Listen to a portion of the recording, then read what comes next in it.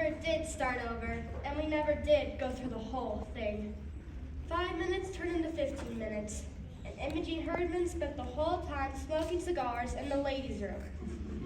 Then, Mrs. McCarthy went into the ladies' room and saw all the smoke, and called the fire department, and they came right away. Fire! There's a fire!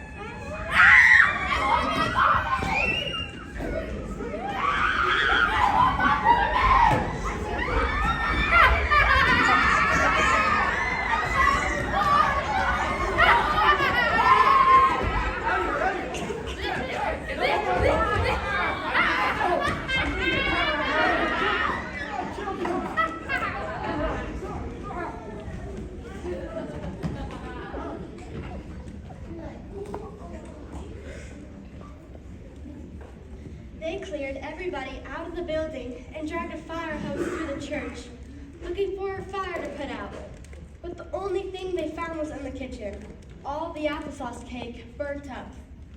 Of course, all the ladies were mad about that, and Mrs. McCarthy was mad, and my mother was mad.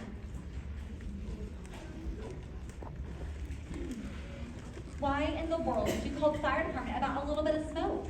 It was a lot of smoke. There was a lot of thick smoke in the ladies' room. It couldn't have been.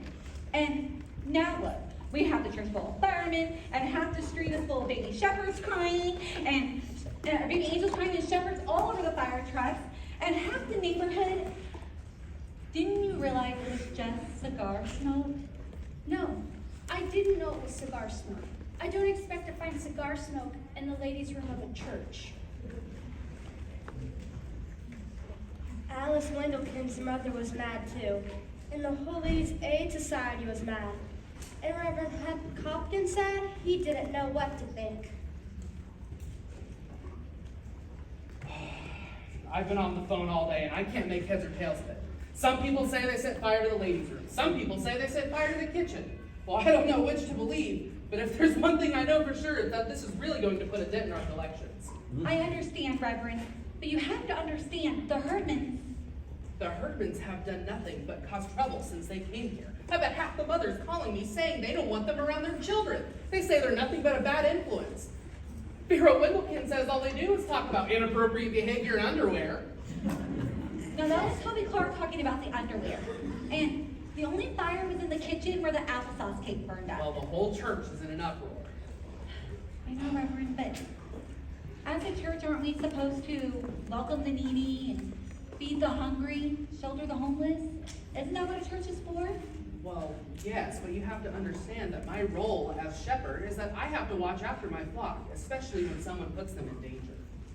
What the Reverend is trying to say is that he's worried that the Herdmans will tear the fabric of this whole congregation and cause them to scatter. Church attendance is low as it already is. Can't afford to lose more.